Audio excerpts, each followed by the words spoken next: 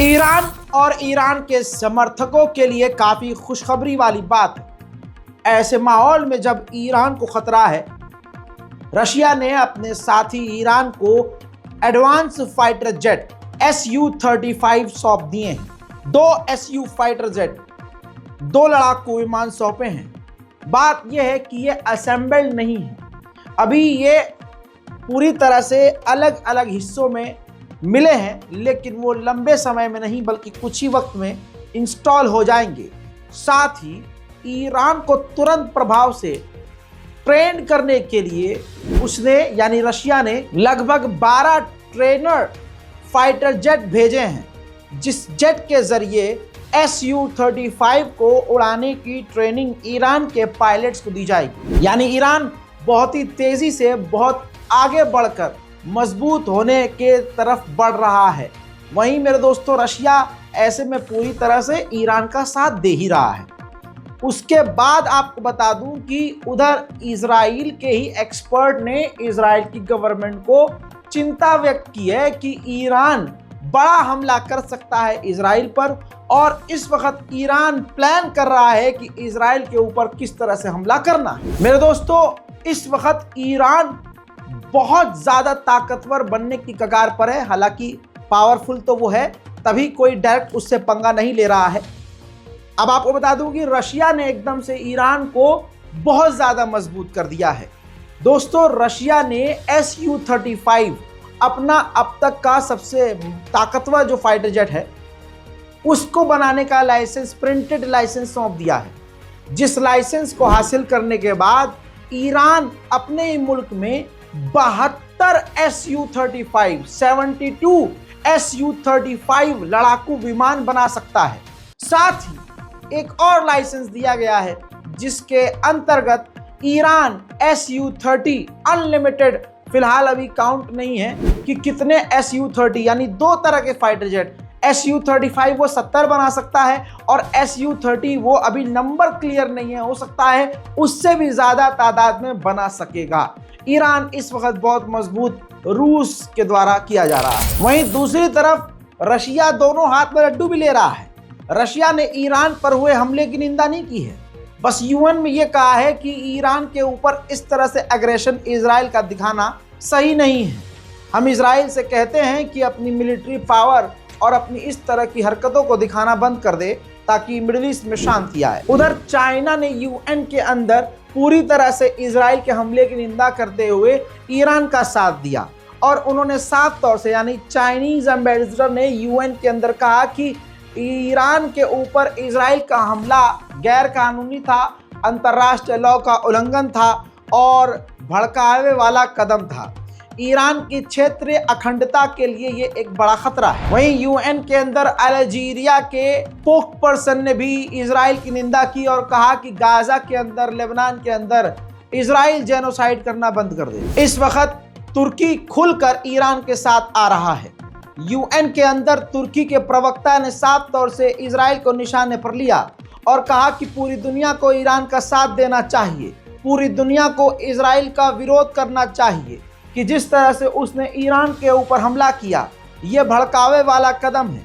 पूरी दुनिया को इजराइल को रोकना चाहिए कि पूरी दुनिया के अंदर जो इजराइल तनाव पैदा कर रहा है, ऐसी हरकत करके वो ना करे। मेरे दोस्तों, वहीं यूएन के अंदर ईरान का जब नंबर आया तो ईरान ने बहुत कुछ कहा, लेकिन मेन बात बता देता हूं। ईरान ने कहा कि इजराइल ने हमसे सिर्फ 100 किलोमीटर दूरी से हम पर हमला किया, यानी आसपास के किसी क्षेत्र से हमला किया। और ईरान ने यह भी कहा कि हमें बचाव का, डिफेंस का पूरा अधिकार है, यानी ईरान सच में हमला इजराइल पर कर भी सकता है। ईरान ने यह भी कहा कि पूरे इलाके में इजराइल जंग फैलाना चाह रहा है, लेकिन उल्टा चोर कोतवाल को डांटे वो वाला हिसाब अमेरिका का है।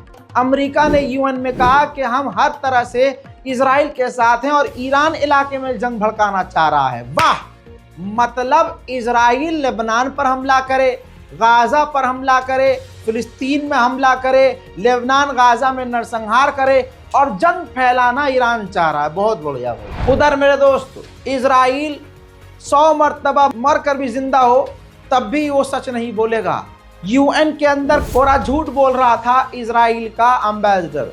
इजरायली प्रवक्ता ने यूएन में कहा कि हमने सिर्फ ईरान के ऊपर छोटे मोटे हमले उसकी मिलिट्री साइट पर किए हैं, लेकिन ईरान ने उसके सिविलियन को निशाना बनाया, जबकि सब जानते हैं कि ईरान ने ही सिर्फ मिलिट्री टारगेट किए थे। नवातम एयरबेस इजराइल का, और पता नहीं कितने सारे ऐसे एयरबेस थे, कई एयरबेस थे, एयरफील्ड थी जो तबाह हुई है इजराइल की। कोई व्यक्ति नहीं मारा गया, लेकिन इजराइल के हमले में 5 ईरानी शहीद हुए। यूएन के अंदर फ्रांस ने भी इजराइल को लताड़ लगाई और कहा कि लेबनान की सिक्योरिटी के लिए इस वक्त इजराइल बहुत बड़ा खतरा बन चुका है, लिहाजा लेबनान के अंदर से तुरंत इस वक्त इजराइल बाहर निकल जाए। मेरे दोस्तों, ईरान के आर्मी चीफ सलामी ने कहा कि इजराइल ने जो हम पर ईरान पर हमला किया, इसके परिणाम बहुत ज़्यादा बुरे भुगतने पड़ेंगे इजराइल को। इजराइल पूरी तरह से बौखलाया हुआ है। इजराइल को गाजा के अंदर उसका गोल अचीव नहीं हुआ, न लेबनान में वो कामयाब हुआ, न वो ईरान में कामयाब हुआ। उधर ईरान के सिक्योरिटी चीफ ने कहा कि भले ही इजराइल ने खूब हमले किए, लेकिन अभी तक हमारी सिक्योरिटी अनअफेक्टेड है, यानी बिल्कुल इफेक्ट नहीं हुआ है हमारी सिक्योरिटी पर।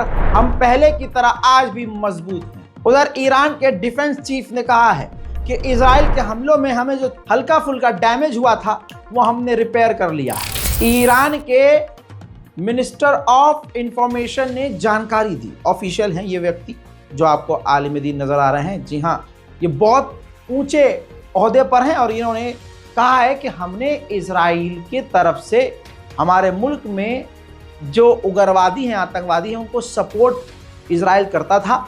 ऐसे हमने गुंडों, आतंकियों को, कातिलों को ख़त्म कर दिया है, मार दिया है।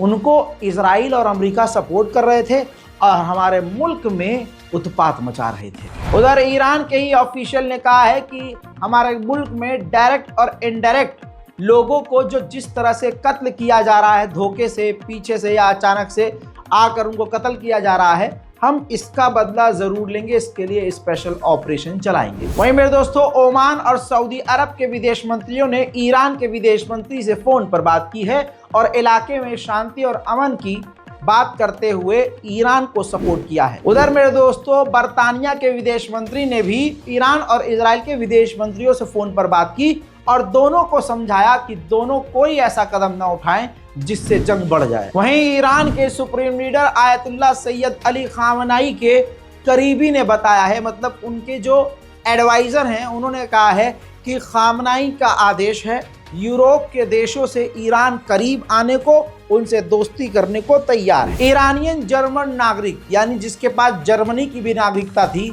उस व्यक्ति को ईरान ने काफ़ी पहले ही गिरफ्तार कर लिया था। इल्ज़ाम इस पर यह था कि सन 2008 में ईरान में कई जगह धमाके हुए थे, तो इस जर्मन ईरानियन व्यक्ति ने उस धमाके को प्लान किया था, जिसके बाद आज ईरान ने इसको फांसी पर लटका दिया है, जिसके बाद जर्मनी ईरान पर बुरी तरह से भड़का। उधर ईरान ने इजराइल पर हमले को लेकर कहा है कि हमारे पास जितने टूल अवेलेबल हैं, हम उन सबका इस्तेमाल करेंगे इजराइल पर हमला करने के लिए और इजराइल को रोकने के लिए। कमाल और भौकाल और ईरान का खौफ कुछ इस तरह से है। इतिहास में, याद दिलाऊंगा, फिर से रिपीट करूंगा, इतिहास में, हिस्ट्री में पहली बार इजराइल की वॉर कैबिनेट की जो मीटिंग है, यानी जो युद्ध की रणनीति बनाने की मीटिंग जो चल रही है, वो पहली बार न नेतन्याहू के घर पर, न नेतन्याहू के दफ्तर में, न किसी ऑफिशियल बिल्डिंग में हो रही है, बल्कि गुमनाम जगह ये छुछुंदर छुप कर मीटिंग कर रहे हैं और कहते हैं कि हम ईरान को मिटा देंगे। अब जो आपको बता रहा हूं, इस रिपोर्ट के बाद इजराइल के पसीने छूटे हुए हैं। अमेरिकी इंटेलिजेंस ने कंफर्म किया है कि इजराइल के ऊपर पिछले हमले की तरह एक बार फिर से ईरान बड़ा हमला कर सकता है। मेरे दोस्तों, हमारे देखने वाले जो रेगुलर हैं वो इस बात के गवाह हैं जो अब मैं कहने जा रहा हूं। आपके छोटे भाई ने पिछले 1.5-2 महीने पहले ही कह दिया था। खबर ये, न्यूयॉर्क टाइम्स ने लिखा है कि अमेरिका मिडिल ईस्ट में जो नहीं कर पा रहा है वो इजराइल के जरिए करवा रहा है, और मिडिल ईस्ट और पूरे इलाकों में होना क्या चाहिए ये अमेरिका फैसला नहीं, अब इजराइल फैसला ले रहा है।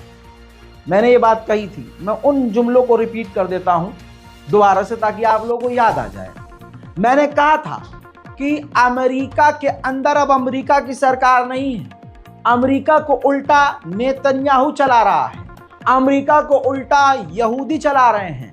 अमेरिका वही करता है, वही मानता है और वही होता है अमेरिका में और अमेरिका सरकार में जो इजराइल की सरकार चाहती है। स्पेशल रिपोर्ट में अभी तक के लिए इतना ही। इस रिपोर्ट को खूब शेयर कीजिए, हमारे चैनल से जुड़ जाइए, रज़ाग्राफी अनस्क्रिप्टेड को सब्सक्राइब कीजिए, इस रिपोर्ट को खूब शेयर कीजिएगा और अपनी राय कमेंट में लिखना मत भूलिएगा। मैं हूं रज़ा, आप देख रहे थे रज़ाग्राफी अनस्क्रिप्टेड। जय हिंद।